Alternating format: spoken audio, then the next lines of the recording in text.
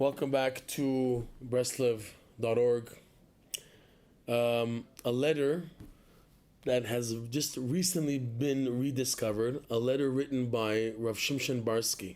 Rav Shimshon Barsky, a resident of Uman, he passed away in the year 1935, a descendant of Rebbe Nachman, and someone who had a clear da'at, a clear perspective, a clear knowledge in Rebbe Nachman's teachings.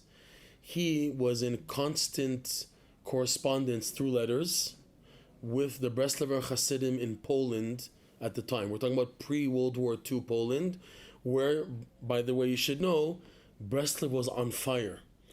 Breslov was so much on fire in Poland in pre-World War II that they used to say that if Hitler, Yamach Shemo, did not come to wipe out Polish Jewry, Rebbe Nachman's flame and teachings would have conquered and covered all of the Jewish communities of Poland. That's how powerful it was. There were literally thousands of people getting into Rebbe Nachman's teachings. So Rav Shimshon Barsky was in constant correspondence with them and always on the guard to keep them balanced, because of their fire that they were on, they were very extreme in their attitude and devotions in following Rebbe Nachman's teachings. So one of the guidelines that he wrote back to a Breslover named Rav Meir Elkabas was like this: be very, very careful of the role of leadership in the Breslov movement.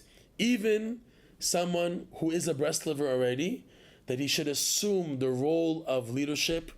Be very, very careful of this, because by us, we have a rule that the only leader of the Breslover Hasidim is Rebbe Nachman himself, even after his passing, especially through his Ruach HaKodesh, his divine inspiration found in his teachings.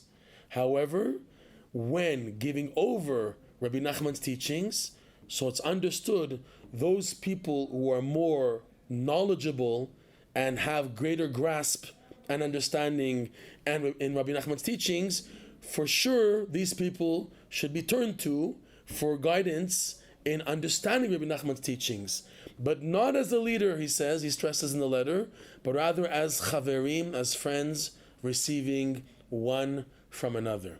This, again, we have to stress, has always been the attitude in the Breslov movement. There's never been a replacement to Rebbe Nachman. There never should be, and that the movement is meant to continue its momentum with people who are involved in the teachings, who have a good grasp, and the books itself. So the students, disciples, and the books making up the movement.